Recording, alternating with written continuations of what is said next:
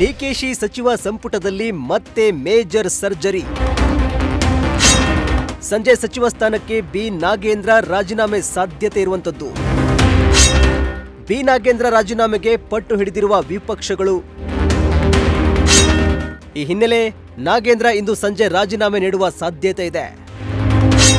ಇನ್ನು ಡಿಕೆ ಶಿವಕುಮಾರ್ ಜೊತೆ ದೂರವಾಣಿ ಮೂಲಕ ಮಾತುಕತೆಯನ್ನ ನಡೆಸಿದ ನಾಗೇಂದ್ರ, ನನ್ನನ್ನು ಅನಗತ್ಯವಾಗಿ ಟಾರ್ಗೆಟ್ ಮಾಡಲಾಗ್ತಿದೆ ಎಂದು ಹೇಳಲಾಗ್ತಾ ಇದೆ. ಇನ್ನು ನನ್ನಿಂದ ಪಕ್ಷಕ್ಕೆ ಮುಜುಗರವಾಗೋದು ಬೇಡ ಎಂದಿರುವ ನಾಗೇಂದ್ರ,